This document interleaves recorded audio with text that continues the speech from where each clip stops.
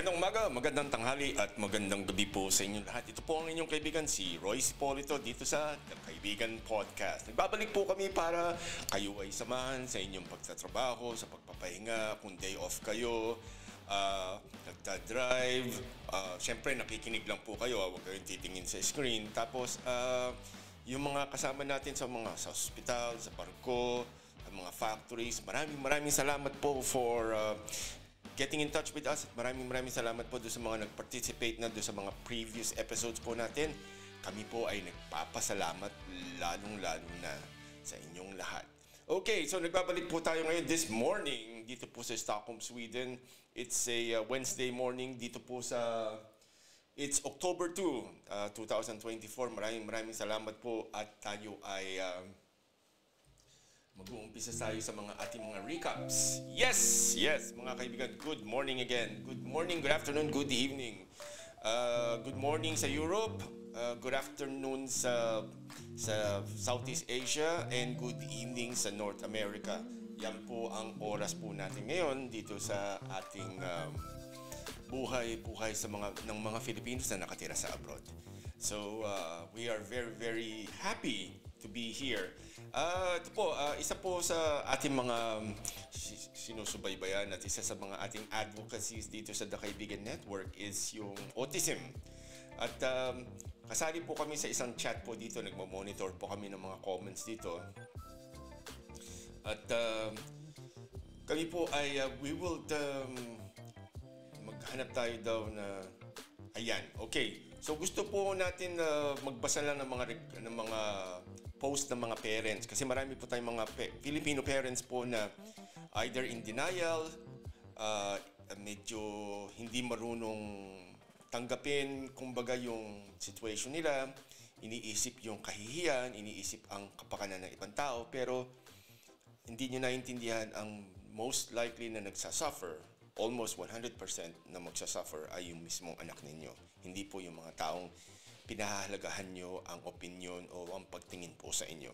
Lalo na sa ating kultura po na may pagka-macho-macho na ganyan, karamihan po ng mga members po dito o palagi mga active po dito sa mga group chat po ng mga autistic na mga groups dito ay mga parents na mga mothers. So, meron tayong particular na episode dedicated to autism pero gusto ko lang banggitin na ito mga tanong dito. Sa isang Facebook user, hindi nagpakilala, so nakakatakot to. Masasabi po ba autism ang bata? Ay, mali na naman. Kung mama, papa lang nagsasabi niya at nagsisenyas lang po. So, thank you sa sasagot. So, dito po ang tatandaan po natin, autism po is a medical condition po yan, kung tutuusin po natin. Ang makakasagot lang po talaga dito ay isang doktor. So, kahit po yung mga nurse, yung medtech, o estudyante ng medicine, o kahit sino man na nagtatrabaho sa ospital, wala po silang kakayahan na magsabi na itong batang to, isang taon to may autism. Pag yung may mga kakilala tayong ganyan, di ba? Na feeling doktor, feeling expert, napaka-bad po yan na sign ng isang pagkatao po. Unang-una, hindi sila professional. Lalo na kung may lisensya sila, hindi dapat sila nagsasabi niyan. Kasi po sa medical field po, ang pinakaunang-unang sinasabi palagi is, first, do no harm. Yes po. So, huwag kayong magpapayo kung hindi mo alam at hindi ka qualified magpayo. Okay, so, dito po, unang-una, tayo po kasi mga parents po kasi, may kutob tayo, which is most likely tama. Pero, marami pong dahilan kung ang bata po ay nagsisenyas lang, marami hong posibleng hindi lang autism yan. So, may mga test para makasigurado na tama, para makasigurado sa tamang approach. Yes po mga kaibigan. So, hindi porke yung kaibigan niyo, kaklase niyo, or kakilala niyo, o lalo na yung pinaka-worst yun, nakilala niyo lang sa Facebook, na porke 4 years old, babae, hindi nagsasalita, etc., o kaya lalaki, hindi nagsasalita, gagayahin nyo na. Hindi po. Hindi po tama po yan. Ito pa isa, anak ko, turning 4, need niya ng therapy pero di pa kaya ng budget. Kaya ni tutor ko muna siya nag-improve ang motor skills niya nung tinutor ko siya sa awa ng Diyos. Okay naman po, kaya kagaya ng dati, wala naman ginawa kundi mag-spin ng mga gulong ng toys. So, kung masakit po sa tenga yung pagbabasa kasi binabasa ko as is. So, yan po napupunan ko lately. Marami po tayong mga kababayan na despite ng libre pag-aaral sa Pilipinas, iwasan nyo po mag-shortcut po ng mga words. Kasi sooner or later po makakalimutan nyo na yung tamang spelling at tamang grammar. At kayo rin po ang magiging dihado sa buhay. So, yun lang po ang payong kapatid, payong kaibigan dito sa Kaibigan Podcast. Ito pa isa. Good morning mga sis. I have 1 year and almost 7-month-old son. Mag-ask lang ako kung may kakilala kayong pwedeng mag-assess sa kanya, yung mura lang. Location po namin is South Caloocan para po sana maagapan yung kay baby. Na-check na siya. Biro mo yun siya, XA. Kayo rin po ang nito. Makakalimutan nyo yung tamang spelling, tas kayo rin po ang magiging dihado. Paalala ko lang po sa inyo. Libre sa Children's Hospital kasi free consultation lang po iyon, pero private doctor. Nakita po niya may abnormality si baby at need daw ng assessment. Matagal na po ang pila para sa assess ang anak ko sa Children's Hospital. Gusto ko po sana siya pa-assess para malaman saan level of autism po siya. Baka po may alam kayong mga CC. Pa-health naman po. So, ayan po yung isa. Katulad po nito. Yung iwasan po natin yung nagmamadali. Diyan po kasi tayo nadidisgrasya, yung gahanap tayo ng shortcut. Yung may ugali po tayo na last minute tayo magre-react. So, katulad po nito, paliwanag ko lang sa inyo na mahirap pong gusto nyo mangyari na yung nasa budget lang. Kasi sa totoo lang po, sa Pilipinas po kasi ngayon, sa pagkakaintindi ko, talagang mahal pong maningil ang mga doktor. Lalo na ho yung dekalidad na doktor. At nakakapagtaka na ang daming gumagraduate ng doktor sa atin, pero kung mapupunan ninyo, iilan lang talaga yung magagaling. So, kayo na magdoktor kung ano ho ibig sabihin nun. Anyway, so, kung ako sa inyo, magpalista kayo, huwag kayong maiinip kasi wala naman tayong magagawa. Tsaka, like I said, maliit pa yung baby, mahirap talaga. At yung kasing healthcare system sa Pilipinas, magulo. Huwag na kayong magtaka kung bakit magulo kasi yung mga binoto natin, magulo. Karamihan, of course, karamihan po. Hindi naman po siyempre lahat, pero karamihan po yan. So, bangit ang management, bangit ng result. Okay, ito pa ito. Sa akin po nag-headbang or headback ang anak ko. Hindi pa rin nakakapagsalita at laging nagtitiptoe po siya. Mataas din po ang pain tolerance. Pinakita po sa doktor sa children's may nakitaan daw abnormalities sa anak ko dahil daw yung sa nangyari sa anak ko na sepsis. 45 days sa neonatal intensive care. Humingi po sana ako baka sakaling may nakikilala kayong pwedeng magbigay sa kanya ng assessment kung hindi po sana kamakalan. Alam ko na intindihan ko talagang napakamahal. From what I understood is around siguro yung dekalidad na doktor na nag-a-assess. Bukod sa kukunti na yung pediatric developmental doctor daw is umaabot ng 6,000 pesos which is about $100, 100 euros or more per check-up. Yung assessment na ganun. Hindi ko alam kung one time yung 6,000 na yun is yung buong series ng test o bawat punta 6,000. So, kung may nakakaalam po, may naka-experience, please leave a comment dun sa topic po natin dito sa ating episode na ito kasi we will really appreciate you. At kung kayo po ay doktor, nako, please get in touch with us. We would like to talk to you. By the way, ito nga pala ang we are having a guest doctor po. Filipino doctor siya pero based po siya sa United Kingdom. Specifically I think sa London siya or just outskirts of London. So, kakausapin po natin siya at magbibigay po siya ng mga insights tsaka mga tips kung paano to live a normal, healthy life na yung pinakamalaki ang chance mo na you'll be in good shape. Okay. So, binabasa po natin to. Meron nagsabi, nagpa-assess kami sa anak ko, 1,500 lang po siya. Mura po yata kapag idadaan sa DSWD. Most likely siguro. Doktora Teresa De Castro Sumagi, may online assessment po siya via Zoom, 4,000 po. Alam niyo, pag I have no idea kung sino ito si Doktora Teresa De Castro Sumagi. Pero siguro, I understand yung online assessment. Pero siguro kahit makakatipid kayo ng 2,000 pesos, siguro mas maganda yung personal. Kasi mas maganda po yung nakikita natin. Kumbaga lahat ng senses ni doktor ay nagagamit niya para makita yung anak ninyo. Siguro this is one of those things na mas maganda yung in-person rather than online. Siguro lang. Siguro yung mga follow-up. Baka pwede siguro yung follow-up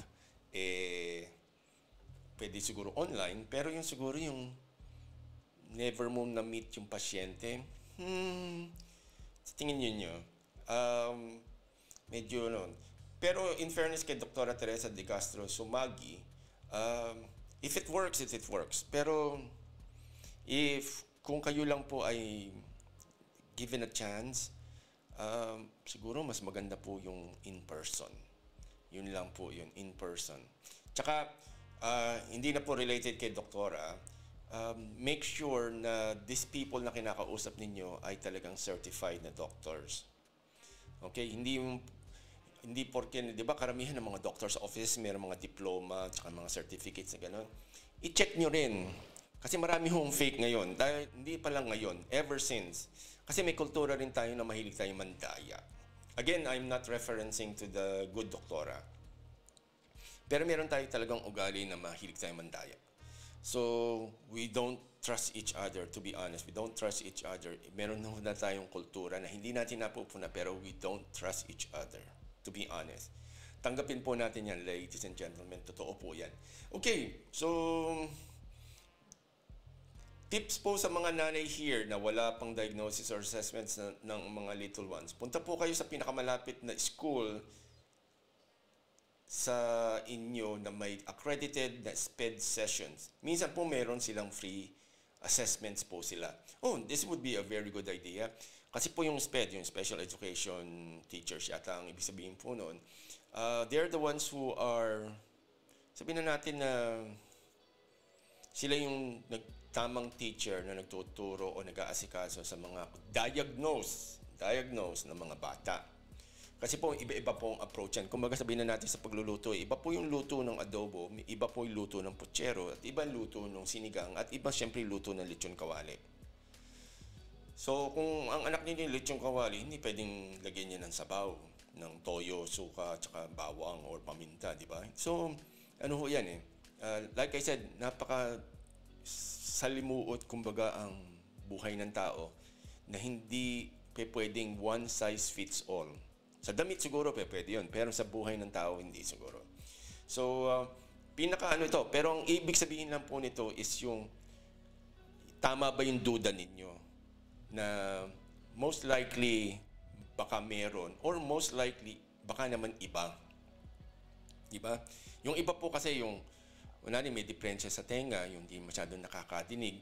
So, minsan yung pag tinatawag mo hindi sumasagot. Natural kasi hindi po natidinig. And then a lot of people, marami nagpapanggap na doktor, sasabihin, autism yan. Patay na tayo noon. So, mas maraming, paano nga tinetest yan, to rule out yung meron ay yung wala at meron, kumbaga. So, like I said, pinaka best bet niyo po, palagi po, kung kayo po may anak, at meron kayong, lalo na meron kayong lahi rin sa both sides ng pamilya, or one side ng pamilya, ay mag-prepare ko kayo sa any eventuality. Yun naman po yun. So, pinaka first step po talaga, if meron kayong duda at meron kayong nahalata sa anak ninyo, meron kayong kutob, una niyong puntahan po ay isang pediatrician. Yes. Kasi hindi naman po maganda at mahaba rin ang pila para sa developmental pediatrician po yan. Mahaba ang pila. It takes months or years even. Yung sa pinakamagagaling, mas maganda siguro kung sa pediatrician, they would either confirm your suspicion na, oy, nako, parang meron nga. Or most of the hallmark signs and symptoms, meron. So gawin po natin yan. And then yung pediatrician na yun po, which is also makakatulong kayo kasi siyempre mas matipid yun kaysa dun sa mismong developmental pediatrician. At pwede hong mal-rule out niya na baka naman hindi autism, baka may problema sa tenga. May infection, may inborn or something, or kung ano man. Okay? So, doon na natin ano. And then, pag yung sinabi ni pediatrician na, sige, dalhin ninyo sa developmental pediatrician, at least alam nyo na yung tamang way. Tapos, yun sa sasabihin ng tao na yun, yung specialista na yun, ang susunod po noon, doon na kayo, siyempre may diagnosis na, may paperwork po dapat yan. May paperwork na dapat minipirmahan po ng doktor. Doon po kayo ngayon maghahanap ng tamang school, tamang SPED. Depende na po yan sa inyong mga budget sa buhay. So, namamanage po yan. Hindi po yan nababago, hindi po yan sakit, hindi po yan nakakahawa, at hindi po yan dapat ikahiya. Okay. So, iba-ibang klase yan. Paano nga pala maganda yung pagkakagawa ng spectrum. So, iba-iba. Katulad lang ho ng fingerprint, wala hong dalawang autistic na bata o tao na magkamukha. So, hindi ho natin pwedeng i-generalize yan. Hindi po yan parang sipon, hindi po yan parang tuberculosis na 5 lang ang symptoms, malamang pasok na kayo doon. Anyway, so ito pa. Last na natin itong babasahin. Tapos, 1 year and 7 months po si LO. Pero bago pa lang mag 1 year, I think nasa 7 month, nakita ko na siya ng kakaiba.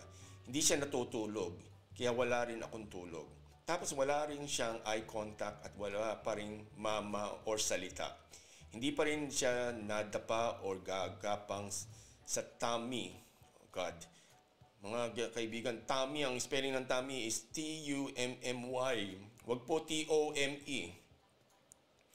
At noon nag 9 months, anak ko or 10 months, sabi sa children's, if 10 months ang anak ko, dapat ang development age daw niya ay 5 months lamang. Kahit 10 months na siya. Aha. So, like I said po kasi, sa medical school po kasi, meron talagang mga developmental landmarks po yan, yung kung kailan dumidilat or kailan tumatapa or naigagalaw yung ulo. May mga more or less po predictable time frame po yan. So yung sa anak niya po na ito, sa istorya na yun, hindi po automatic po na pag ganun po yung anak niya na delayed, automatic po na autistic. Dahil po marami pa pong pwedeng maging posibleng cause po yan. So, wag ho agad palagi mag-assume dahil po kayo rin ang mahihirapan. So again, like I said, if you are a parent or kahit ikaw mismo ay autistic, get in touch with us at we are here to understand you. And we can promise you, we do understand you. Okay. So yan po mga kaibigan ang ating portion po regarding po sa autism. At babalik po tayo sa ating pinakakwela, pinakamasaya, at pinaka-iniintay ng mga tao, yung ating tatawagan ng random. So, magbabalik po tayo after a few reminders.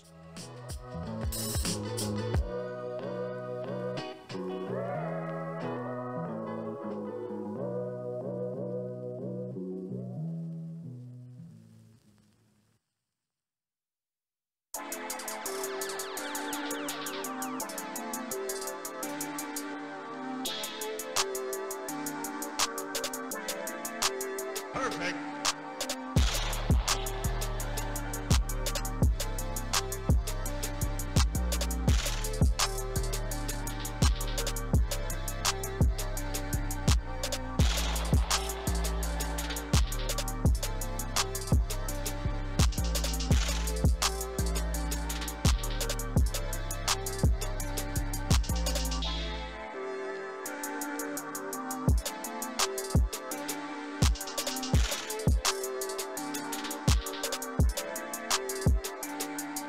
Nagbabalik po tayo ulit at we would like to greet a couple of our friends who are very good kaibigans po dito sa ating show. So, Mutya sa Vlogger. Ito po yung isa po nating kaibigan sa Facebook po na gumagawa ng mga anting-anting. And we're trying to get in touch with him kasi gusto natin siya ma-interview regarding dito sa mga ganyang bagay. I do know that a lot of you or some of you hindi po naniniwala or against po nito.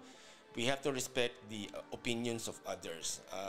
Hindi naman po kailangan ninyong paniwalaan, pero doon po sa naniniwala, this could be very helpful po sa inyo. So we will talk to him soon. Lina Cabral from Milan, Italy. Marie Alaro from Parañaque. Get well soon. Danilo Kaisip, magandang umaga sa inyo. Hapon pala sa Pilipinas. Wendy Adriana Olsen, who is now in Seoul, South Korea, dahil to represent or to be part of the Miss Universe, Mrs. Universe yata ito. So, FCSCP Poland, magandang umaga po sa inyong lahat. Abby Rojas, Rodi Cornejo, Lucas Aventura, Jamel Belnas, Chef Jesse, good morning po sa inyong lahat dyan. Tapos, Ferdinand Uy from Canada, maraming salamat po sa inyo. Chet Celosa from Pasay po yan. Si Sir Don Alfaroon, again, maraming salamat po sa inyo. Joel Hoson from Bulacan. Edmond Cornejo from Sweden, maraming salamat po sa inyong lahat. Jeffrey Lasola, thank you very much. Lisa Bautista, Jem Brau from Finland, maraming salamat po sa inyong lahat. At marami pa tayong babatiin dito sa Onsa Rodora. It's from Saudi Arabia po. Maraming salamat po nito. Yes po mga kaibigan, thank you very much for listening and thank you for your support. We really appreciate. Pinoy Savers Mart po, a branch or a chain of Pinoy Asian stores sa Italy po. Maraming salamat po sa inyong lahat. Dr. Rolando Magbuhos, maraming salamat po. UMD Twins, ito po yung Universal Motion Dancers po noon. Maraming salamat po. Conjen Elmer Cato of the Consulate of the Philippines po in Milan or Northern Italy po yan. Maraming salamat po for being there. Maraming salamat po. Keep up the good work. Maraming salamat. Walang katapusan na pasasalamat po sa inyong lahat. This is the Kaibigan Podcast. Yes, in a very cold Swedish morning po dito po sa Stockholm. Nag-umpisa na po ang fall, which is also paglamig-lamig na ganyan. So kami po ay nahihirapan dito sa lamig. Dahil dito po nag-uumpisa ang unang part ng winter at kami rin po ang last na iniiwanan ng winter. Kasi po ang Scandinavia ay ang last group of land, yung malalaking land, bago po mag-North Pole. So, malayo pa naman ako ng konti sa North Pole, pero siguro mga 2 o 3 haba ng Pilipinas po, North Pole na. Simula po from where I live. So, ayan, Lynn Rabuya from Negros Island po. Maraming salamat po sa inyo lahat dyan. And Shai Al-Nahar. Maraming salamat po. She's the owner of a resort po sa Laguna. Yan po, isang artista po yan sa atin, Filipina po sa Viva. So maraming Doktora Samantha Reyes, yes, good morning po sa inyong lahat dyan. At let's see kung sino pwede pa natin makakausap dito. So far, in this Saturday morning po, maghanap tayo na makakausap.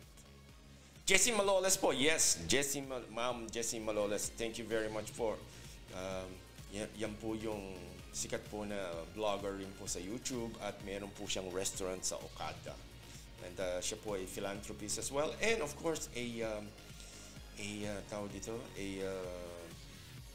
a media personality rin po. Yan. So, we're still looking for people to call. Yes, good morning to everyone. Good morning to Germany. Good morning to Australia. Good morning to Brazil. Mga Pilipino po na nakatira sa Brazil. Yes. Okay. Wala tayong makausap. My goodness. Sino kaya pwede natin makausap? Kasi ang problema sa ating mga kababayan natin dito is yung they feel out of place o feeling nila kailangan ang klase ng taong ini-interview lang yung mga mayayaman, yung mga sikat, which is not true. It is not true. We are democratizing ang media po. That's po ang isa sa mga policies po ng The Kaibigan Network.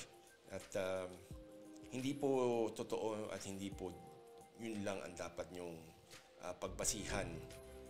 And we are kasi dito sa Europe ngayon, most likely most of my friends are either at work. So mahirap siguro makakita ng what can we say here na PC o hindi PC pala. So yes, subukan natin to from Negros kung sasagot. Pero ito kasi teacher to, so titingnan natin kung sasagot. Yes. Maganda signal, maganda tunog ng tawag mo. Yes. Ang problema, sasagot ba? Sasagot ba si Madam? We'll see. Yes po mga kaibigan. Good morning again. You're back to the Kaibigan Podcast. Yes. Nako, bad news. Hindi sasagot si ate. Mukhang nagtuturo or nasa classroom. So, we have to move on and find someone else. Magpapalipas lang tayo ng ibang Well, let's go back dito sa ating mga bali-balita naman sa Pilipinas. Second day na po ng pagpa-file ng mga COCs for the 2025 election.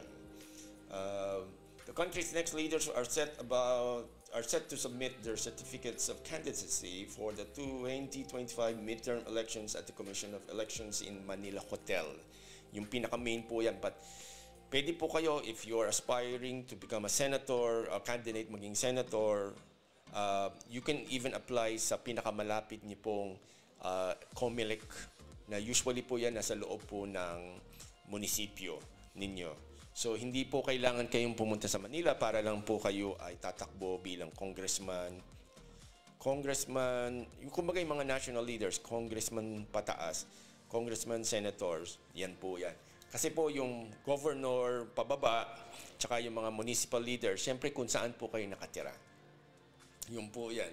So, 12 seats are available for the senatorial positions and 63 seats po for the party list representatives.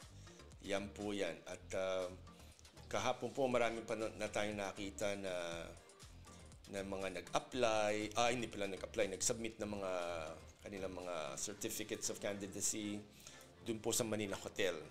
So, again, not necessarily po kailangan kayong pumunta sa Manila Hotel. Hindi lang po yan. Okay? So, tingnan nyo na lang po sa mga, ito ang lumilitaw na mga pakikita natin kung sino mga already confirmed candidates po. Okay, the 2025 midterm elections officially enters its early stages with the filing of candidacies beginning October 1st. October 2 na po tayo. Many politicians are seeking re-elections, making a comeback into politics or running for different positions, whether national or local. Many politicians are recognizable by their names alone, and in a similar vein, celebrities and online personalities are giving the political arena a go. Some of whom have been successful and are seeking to maintain public office. Yan po yan. So, sa senators po here is si Tito Soto po is planning to return to the Senate following a failed vice presidential bid in 2022.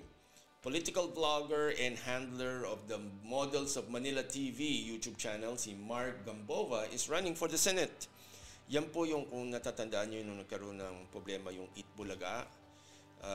Doon po siya sumikat sa pagsubaybay po doon, with plans to establish an office dedicated to fighting fake news. Yan po yan, si Mark Gamboa. Again, dito po sa mga binabanggit po namin na yan, hindi po automatic na we are endorsing or supporting them.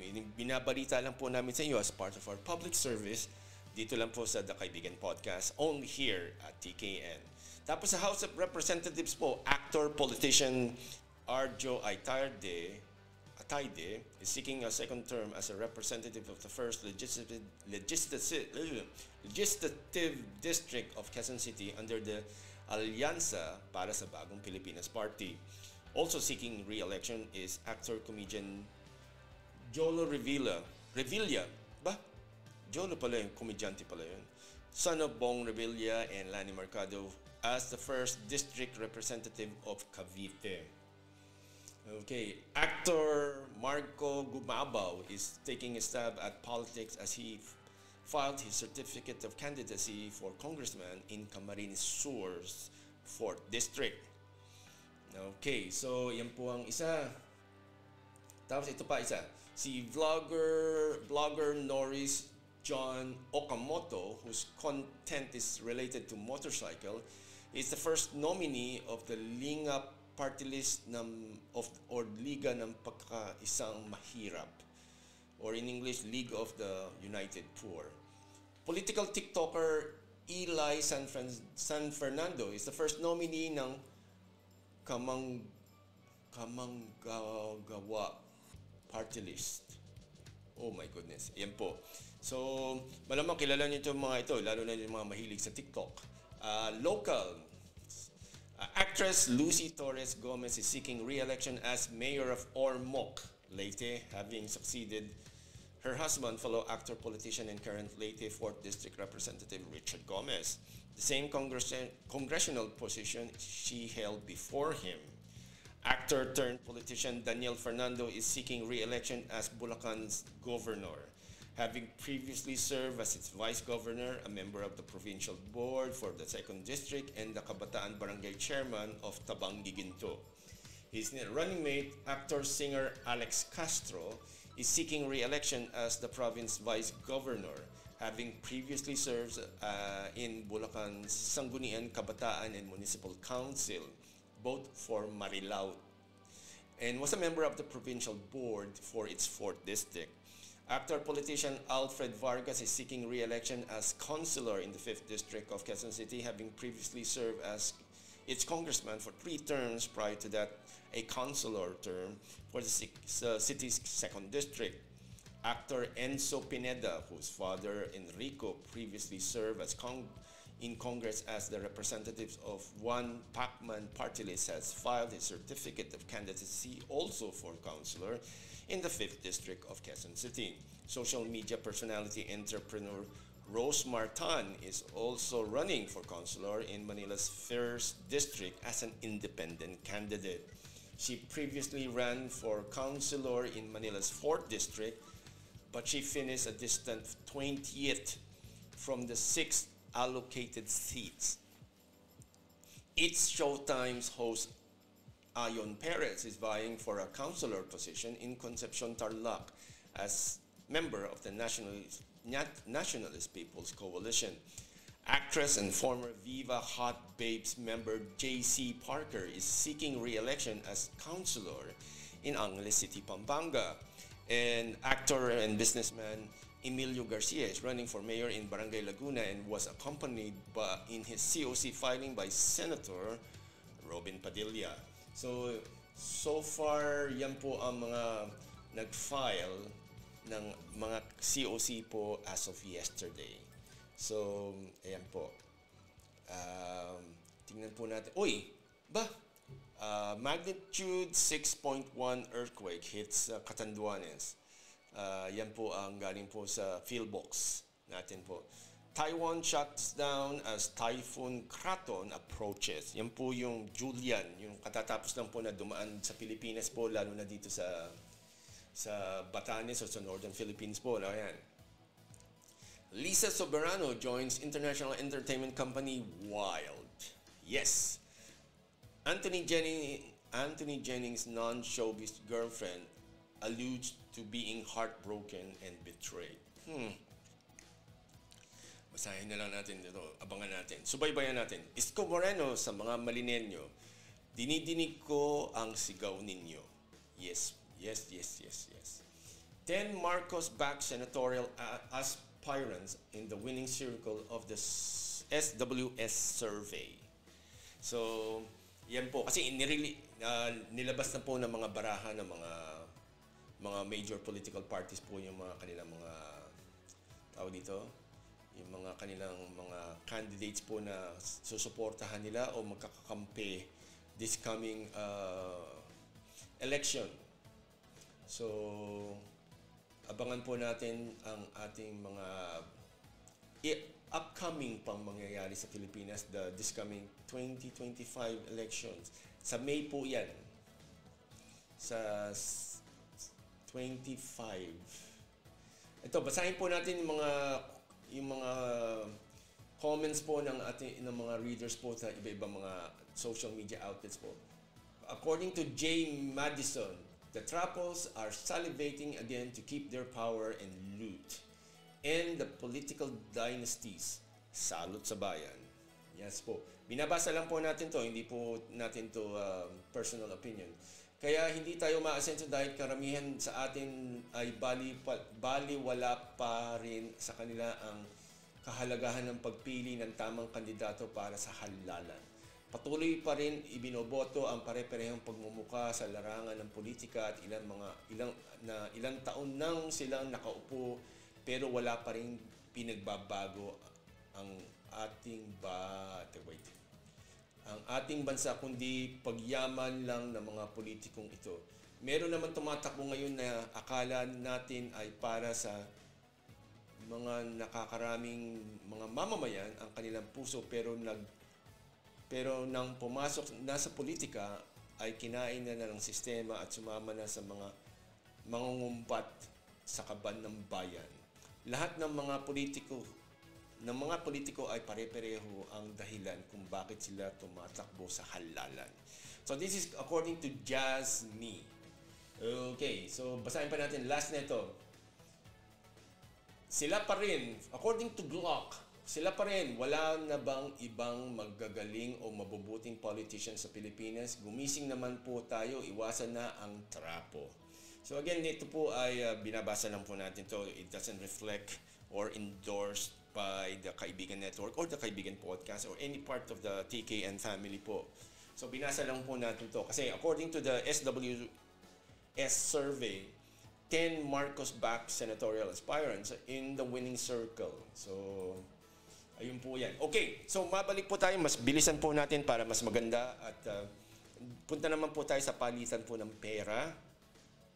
So, paalala ko lang po sa inyo, any money po, any foreign currency na palayo sa 1 peso, pababa po ang buhay po ng Pilipinas. Okay? So, hindi po totoo yung pag tumaas yung tinatawag natin pataas ang palitan, natutuwa po tayo. Actually po, palubog po yung mundo, yung ating bansa po. Why? Kasi it means that mas maraming pesos ang kailangan para mabili yung isang foreign currency.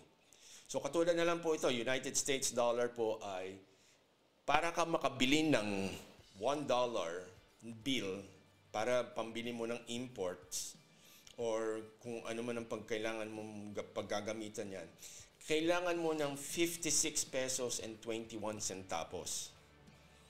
So, ang ibig sabihin po niyan, siyempre, tumataas yung presyo, lumiliit po yung halaga ng pera natin. So, di ba, mas masarap siguro yung magpabiyahe ka na yung 1,000 pesos mo, mabibili niya is 100 pesos kung $1 is to 10 pesos lang. Alam mo yun, mga ganun po. So again, we'll go to convertible currencies with the Bangko Sentral. Ito po ang pinaka-baseline na mga foreign exchange rates po as of October 2, 2025 po ito. It doesn't mean na ito po yung makikita nyo sa mga favorite nyong remittance centers, sa mga palitan kung saan man sulok po ng mundo or even in the Philippines. Pero ito po ang pinagbabasihan at ito po ay universal. So sa buong mundo po yan po ang pinagbabasihan at yung difference niyan, diyan po yung kumikita or nalulugi ang isang remittance company. Okay, ladies and gentlemen, so balik po tayo. United States dollar is 56.21. The Japanese yen is on 13.39 centavos. United Kingdom pound is 74 pesos and 70. Hong Kong dollar is 7 pesos and 23 centavos. Switzerland franc is 66.43. Canadian dollar is 41.67. Singapore dollar is 43.65. The Australian dollar is 38.68. Bahrain dinar is 149.11. The Kuwait dinar is not applicable at the moment. Saudi Arabia rial is 11.98. Brunei dollar is 43.48. Indonesia is 0.0037. Thailand baht is 1 peso and 72 centavos. The United Arab Emirates dirham is 15 pesos and 30 centavos. The euro is pegged now as 62.22 pesos per 1 euro. The Korean won is 0.0424. Yan po. And then Chinese yuan is 8 pesos 0.01. Yan po yan. And then doon po sa mga pera po na hindi directly na co-convert po sa ating Bangko Sentral ng Pilipinas, which could be lahat po ng hindi ko nabanggit.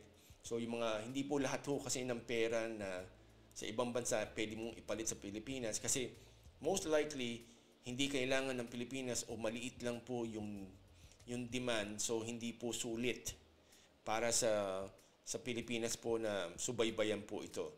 So sa mga major trading partners po natin, mga nabanggit natin ngayon sa taas, may mga iba pong bansa na kahit po mayaman, pero since kokonti lang mga Filipinos doon at kokonti rin ang ini-import natin o binibili natin doon or ini-export natin whatsoever, ay na tawag dito, hindi masyadong nagagamit. Anyway, it doesn't mean na maliit po ang pera na ito o walang kwenta. Kaya lang po, it's like, kumbaga sa tindahan, hindi lahat ng produkto pwede mong itinda sa dami. Okay, so punta po tayo sa mga medyo sikat. Brazil real is 10 pesos and 36. The Danish kroner is 8 pesos and 34. Indian rupee is 0.67. Malaysian ringgit is 13.50. New Zealand dollar is 35.29. The Norwegian kroner is 5 pesos and 30. Sweden kroner is 5 pesos and 48. And then Taiwan dollar is 1 peso and 76. So doon po sa nagtataka bakit ang Taiwan hindi kasali. Kasi po ang Pilipinas po kasi ay signatory sa One China policy po na yan. So hindi po pwedeng i-recognize ng Bangko Sentral ng Pilipinas, which is a part po ng government po natin, na if officially na pwede tayong mag-trade po sa kanila. Kasi magagalit po yung China, and yung China po ay based po sa decision po ng mga government officials po natin, mas pinili po nila na i-recognize ang China kaysa ang Taiwan. So ang Taiwan ay hindi pwedeng mapunta doon sa top listahan, even though na maraming mga Filipinos doon at marami nagtatrabaho at marami tayong binibili at ini-export doon at ini-import rin from Taiwan, pero hindi po sila makakasama doon sa liga ng mga United States dollar, euro, mga ganyan. Kasi hindi pwedeng officially i-recognize ng Pilipinas ang Taiwan as a country. Yan po yan mga kaibigan. So, tandaan po natin, this is only for today. At dyan po yung paglalaruan ng ating mga, ano tawag dito? Yung mga ating remittance companies, yung mga nagpapadala dyan. So, anuhin natin, tawag dito, yan na ang pinakatakbo ng buhay ngayon sa ating Pilipinas for today. So, again, paalala ko lang po sa inyo, every time na lumalayo ang peso sa 1 peso laban sa iba, dyan na tayo nadadali. So, i-anuhin natin yan. Ladies and gentlemen, maraming salamat po sa inyong lahat. Meron tayong tatawagan ngayon, isa siyang physical therapist na meron siyang foundation as well. Susubukan natin tawagan to. Okidoki.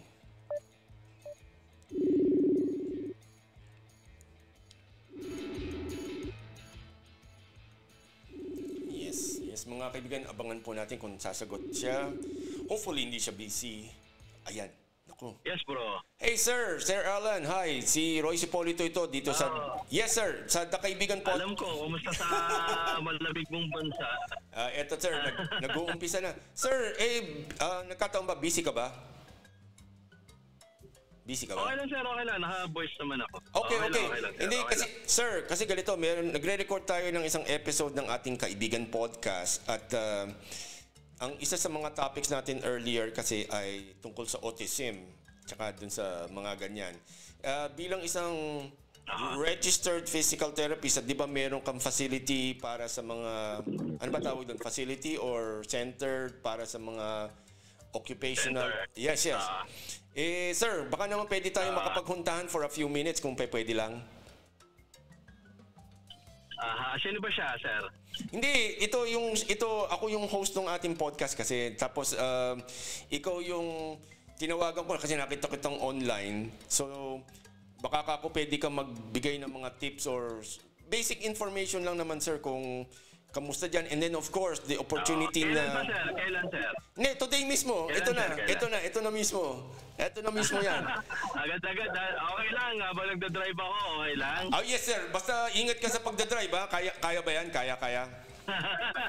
Pilipino ba yan? Yes, sir. Pilipino lang. Hindi natin kailangan mag-English. Pwede mag-Taglish. Walang problema yan. Kasi gusto lang... Taga saan yan, sir? Hindi, para malaman ko lang kung... Hindi, ito yung ano kasi natin dito. Ang main audience natin dito yung mga Filipinos anywhere in the world. Pero, siyempre, alam mo naman sa atin, meron, even though maraming Pilipinos na nakatira sa abroad, siguradong baka meron silang kamag-anak sa Pilipinas, so they know somebody na meron autism or meron pinaghihinalaan na may autism or some other spectrum, sir. So, gusto lang namin pag-usapan yung, di ba nung nagkwentuhan tayo, meron kang center dyan na you're running there. Ikwento mo lang yung mga ginagawa natin doon at later on, baka sakali mananawagan tayo na magkusa sila na, you need this person po, mga kaibigan, kasi he's really doing a lot of difference kasi. And then we are trying to help him kasi ang problema po dito sa Sweden, hindi po katulad sa ibang lugar na monthly meron balikbayan box. Dito po kasi, 2 times a year lang kasi konti lang ho ang Filipino sa Sweden. So it takes a while, hindi sulit na magpadala or yung every month magpadala ng container van sa Pilipinas. So, okay. Pero sa mga bansa katulad ng Italy, sa UAE, marami mga ano dyan, mananawagan po kami mamaya, pakita lang ho namin sa inyo yung idea ni Sir Alan na baka gusto natin makatulong kahit ano lang, anything na masasabi natin na may mga people who kasi sila na gustong matulungan nila, pero alam nyo naman po sa Pilipinas, it costs money to help. Or pwede naman in kind. Okay. So Sir Alan, kwento mo naman yung center mo, kung ano yung center mo, sir. Hello? Hello. Ayan. Nagda-drive kasi siguro. Okay, dali lang. Okay. Hello? Yes. Okay. Sir, ano mo lang, i-introduce mo lang yung center, sir, kung anong pangalan niya, saan siya, taka kung ano yung mga services na ginagawa niyo doon. Okay, sige. Magandang hapon po sa lahat ng nakikinig. Ako po si Alan Tugonon, isa pong pediatric physiotherapist. Ang aking pong mga center ay nasa komunidad.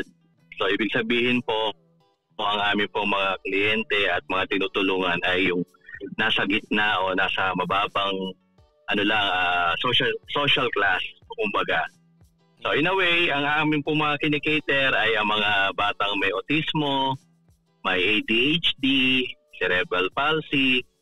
So yan po ang pangkaraniwang mga kondisyon ng mga bata na walang serbisyong therapy sa community. So right now, may mga partners akong mga eskwelahan, specifically public school. Soon to be may mga private school na, pero ang talagang gusto ko talagang itayo lagi ay para lang sa public, para naman affordable, no? Yes. So sa mga nakikinig na may mga anak o may mga kamag-anak o kapitbahay, paano ba natin malalaman kung ang bata ay may kondisyon? Siguro unang-una kapag kami senyales, tingnan natin ang mga senyales o yung mga red flags. So unang-una yung mga batang pag tinatawag mo ay hindi dumilingon. Okay. Yung mga batang hindi tumitingin sa mata. Yes. Yung mga batang pag naglalaro ay naglilinya-linya ng mga laruan. Yes. At may sariling lengguwahe. Yeah, may mga sariling lengguwahe na sila lang ang nakakaintindi. At mga batang hindi mapakali sa isang lugar at kailangan gumalaw-galaw. So yan yung mga pangkaraniwan, no? But those are developmental delays. For example, siguro marami sa kanila yung integration ng kanilang mga development sa brain ay hindi pa nakukumpleto. Marami yung sanhiyan. Maaaring during pregnancy, pwede rin habang nanganganak or after din ng pagkapanganak ay may mga kondisyon, mga sakit. Sabi nila may mga vaccine-related na condition, hindi natin ma-prove, no? Pero madaming nagsabi na after mabakunahan ng mga 5-in-1, 7-in-1, nagkaroon ng mga effect ng autismo. So don't quote me on that, pero ayan lang sinabi ng mga magulang. But yun nga po, dahil ho napakamahal ang serbisyo ng therapy dito sa Pilipinas, ang umaabot po siya na 1,000 hanggang 2,000 per session. Yes, nako. No? So, ang aking pong mga center ay sobrang ginawa naming affordable. Pero isa po siyang programa. Ibig sabihin, hindi lang kalahati, as much as 70% lower than the usual rate para lang maging affordable. At the same time, dahil programa siya, kailangan namin umattend ang mga magulang sa mga training dahil para magtuloy-tuloy ang therapy hanggang bahay. So, ang aming mga therapy center ay basic. It's a room na well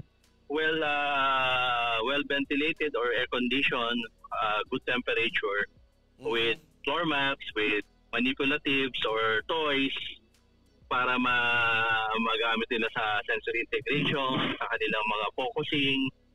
So, we have therapies na talagang nakatutok, observing, and cueing, and guiding.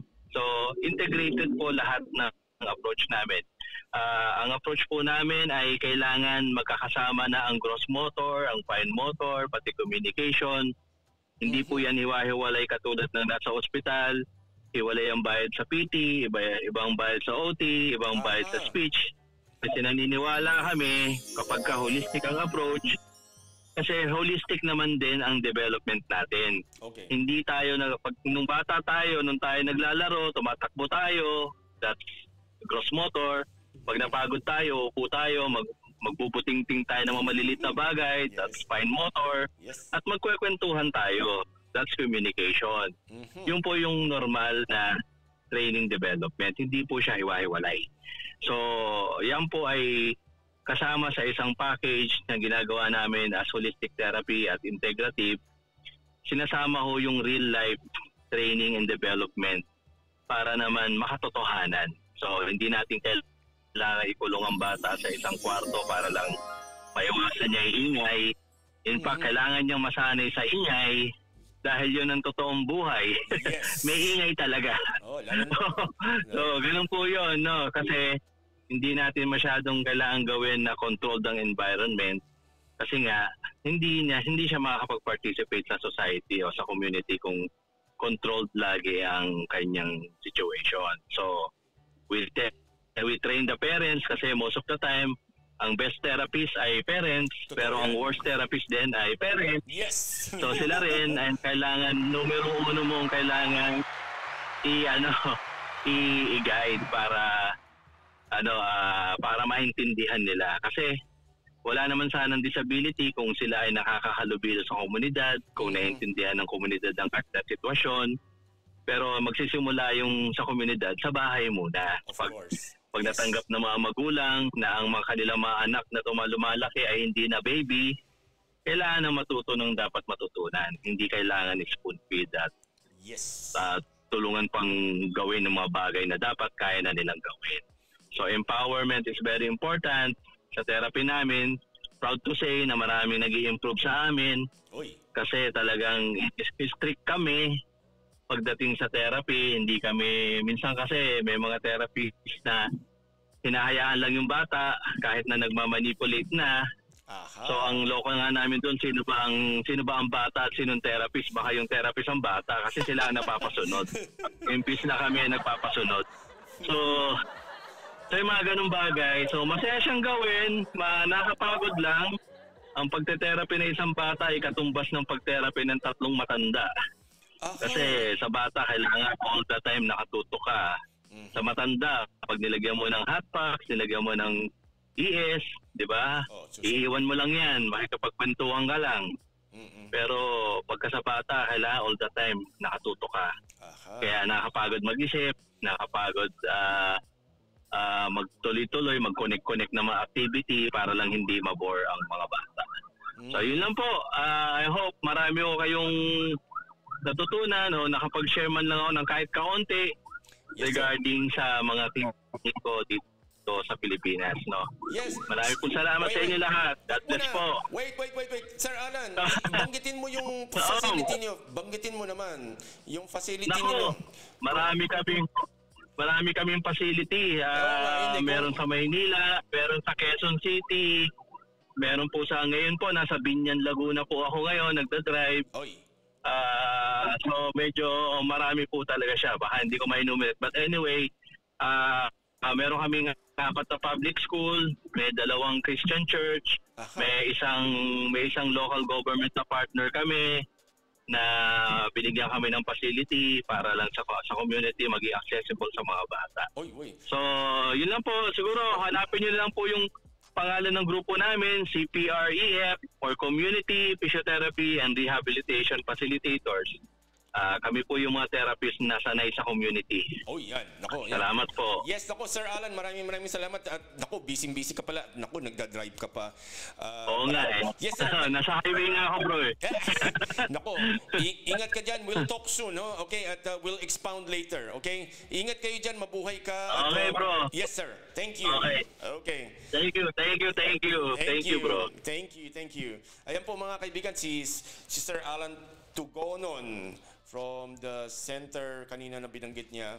We will give you more information as the day progress or anuhin natin yan. Sabihin natin sa kanya. Ito. Wait. Kasi po, he has been a very good person and gusto po natin, dun po sa mga kababayan po natin na nakatira po sa abroad, we would like to baka ho mag-reach out po sa inyo. Unahin natin ito. Pakilala ko po ulit sa inyo si Sir Alan. Si Alan Tugonon is from Valenzuela City. He's the chairman and CEO of CPREF, CBR Training Consultants. Tapos manager and project manager partner consultant at Humanity and Inclusion Philippines. And CBR SIG Head for Networks and Partnerships Committee at the Philippine Physical Therapy tawag dito, physical therapy, ano ba yung ibig sabihin nito? Iba pa. So, makikita nyo po siya sa Facebook po, Alan Tugonon. So, spell ho natin, Alan, A-L-L-A-N, and then Tugonon is T-U-G-O-N-O-N. So, yan po yan. Social entrepreneur, physiotherapist, and an advocate of CBR, empowering PWs towards development. So, naku po, sana po ay if you have somebody na baka kailangan ninyo regarding this one, please get in touch with him, lalo na kung kayo ay andito sa Metro Manila or at least dito sa Luzon. Malay ninyo, if you want to open business opportunities with them, please contact them directly po. At baka sakaling something would work para magkasundo tayong lahat. And then, katulad po niyan, sinabi niya, the best therapist ever is yung magulang, and then the worst therapist is yung magulang din. So, natatandaan ko yung sinabi niya na yun, naintindihan ko yan. Kasi there was a time doon sa autism mga chat groups po, may na-encounter akong magulang na sabi niya, ang kinakain lang daw ng anak niya ay hotdog at donuts. Sana daw, wala daw siyang magawa. To be honest po, sino ho ba nagpakain ng una doon sa donuts? So, kung kayo po ay may baby, regardless po kung mayroon kayong situation o meron kayong condition, kahit anong baby po ho yan, wag niyo hong bibigyan sa the first 10 years of life po ng mga chichirya, tsaka ng mga salty, sweet foods. Hindi niyo po dapat yan bigyan. Hindi po yan, wag ho kayong maawa, hindi po kawawa ang anak ninyo kung hindi po kabawasan hindi kumain ng donut, ng soft drinks, ng candy, junk food, at yung mga iba-iba pang maraming mga chemicals po na ganyan kasi hindi po talaga kailangan. Yun po yan. Plus, of course, mahal siya. Yes po, mga kaibigan. So again, we are very, very grateful po para kay Sir Alan Tugonon. Maraming salamat po, sir. Thank you very much for participating. Kahit po siya busy, malamang po huminto siya sa gilid, nasa shoulder po siya ng karsada just to take on our call. So, ayan po yan. So, balik po tayo sa iba naman po is we would like to greet and wish Wendy Adriana Olsen, who just arrived at the Harbor Park Hotel Incheon in South Korea po. Ito, the official residence of the 47th Mrs. Universe 2024. So siya yata ang representative ng Norway, ang isang Filipina po na ganyan. So maraming pong salamat sa inyong lahat at magkikita-kita po tayo sa mga iba pa nating pag-usapan dito sa The Kaibigan Podcast, only here at the Kaibigan Network. Okay, so maghanap pa tayo ng pwede natin makausap. Although, we will like to greet itong, meron po, this is a very good inspirational story po ito. Si Miss Grace Vasquez from Oslo, Norway. She used to be a government employee, official sa government po ng Norway. Siya po ay now retired, pero bata pa siya. Okay, maaga lang siya nag-start. Okay, so meron siyang napaka-heartwarming touch kasi meron siyang isang apo, and ito po yung, I will quote her, "Nothing beats the joy of a grandmother's love. Watching my granddaughter grow is like reliving all of the best parts of my life, one giggle and hug at a time." Yan po yan. So if you want to follow Grace Vasquez sa Facebook po yan, tsaka sa please do. Very influential and very kind person po yan, na based po sa Oslo, Norway.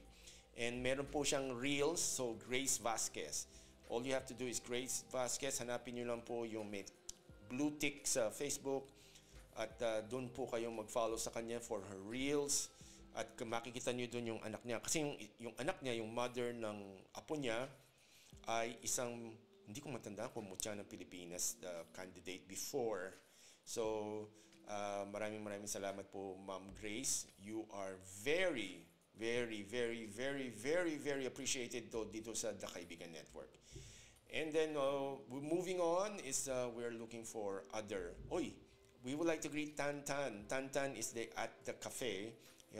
Ito po ay isa nating friend. She's one of our friends who is a Thailander. So, Sawadikran, I think, or it's one of those greetings po. Okay, and then of course, we don't forget po, if you please, naging guest na po natin to si Sim Space B. B is B-I-E. Para po sa kanyang Facebook Reels po. If you want to be included po dito, just PM lang us po dito sa Royce Hipolito, dito sa Facebook or The Kaibigan Network po sa Instagram. Dan Alvaro, si Dan Alvaro may ginagawa ngayon Just preparing for now. Ayan. So, gusto lang ho natin batiin si Edna Halike as well. Maraming salamat po sa inyong lahat for being a very good sport. Naghahanap pa tayo ng iba pang Jobert Sucaldito, maraming salamat po. According to him, it's hard to trust some colleagues in this industry. So many traitors, you just wanted to be part of the production and in the end, they drop you. Okay, let's get this game started. I will send you karma in a box. Ha ha ha. So, mukhang si Jobert ngayon ay meron dinaramdam. Anyway, ito po. Also, we would like to greet si Michael Cinco, who is currently at the Paris Fashion Week show. Meron siyang quote dito. This is my quest, no matter how hopeless, no matter how far, to dream the impalpable dream. So, Michael Cinco, you are a national treasure as well. So, maraming salamat po sa inyong lahat dyan. We keep on moving on to greet some of our friends as well. And we are trying to find... we would like to greet also our friends from the Pilipinas Running Club. Yan po.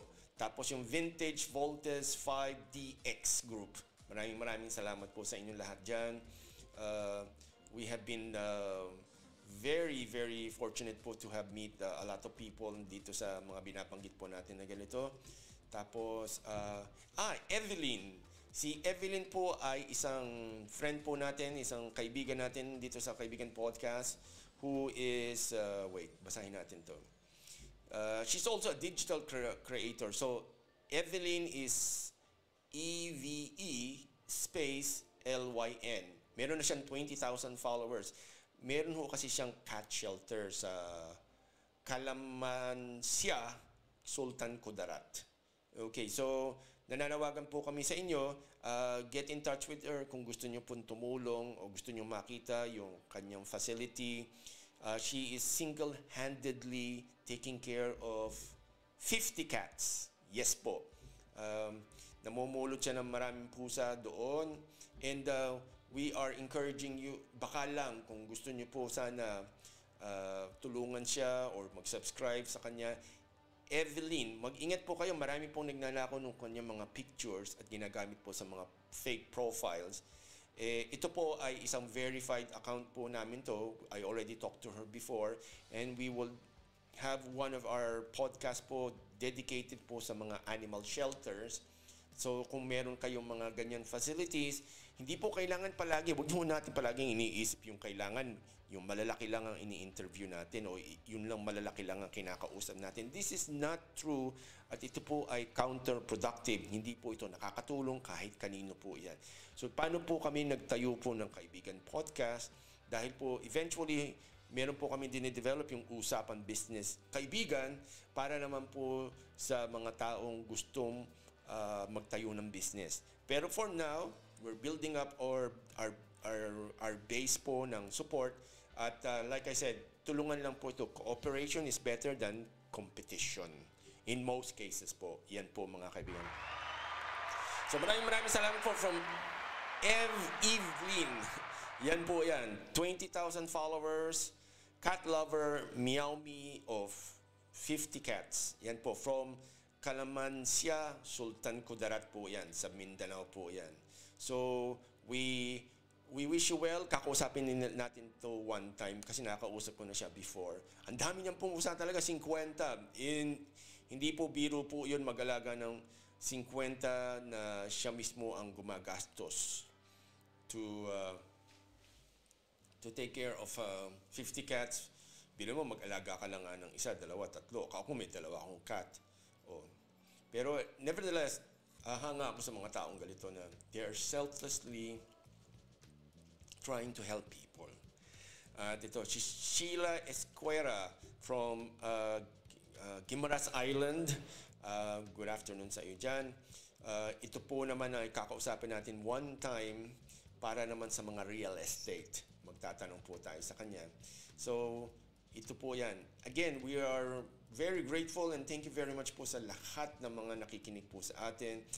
It's something that we are really not expecting as this early para mag-support kayo sa amin, pero we are very grateful. Hindi po kami nagre-reklamo. We are really here to tell you na dito sa Italy tuloy, kasi may nakita akong word na Italy dito. Dito kasi sa abroad, tayo mga nakatira dito, paminsan-minsan maganda yung nagkakakilala tayo. At ito pong Kaibigan Podcast, ito po yung bonding na kung absent kayo, hindi kayo pag-uusapan. Yes po. Hindi kayo pag-uusapan dito. Hindi tayo yung tao na kung sino yung absent, yun ang pag-uusapan. So, hindi po yan. So, doon po sa ating mga kaibigan na nakatira sa abroad, regardless po kung kahit saan kayong lugar sa abroad, or even po yung nasa Pilipinas, meron po kaming free counseling. At ito po ay totally anonymous. Pero, sa amin po, kailangan kayong magpakilala. Kasi nasa journalism ethics po yun. Na hindi po namin pwedeng tulungan yung bang sabihin na natin na ayaw magpakilala. Pero gusto ninyo na i-broadcast namin yung message ninyo.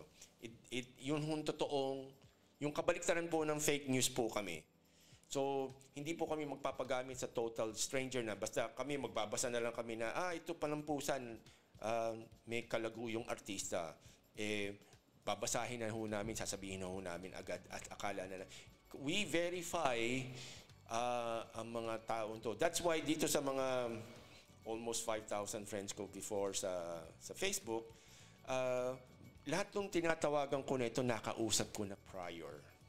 Okay? Prior. Or matagal ko nang sinusubaybayan or iniimbestigahan kung sila po ay totally legitimate na mga profiles. So, although we don't endorse them, kasi hindi naman po kami related commercially, commercially tsaka personally po dito sa mga taon to.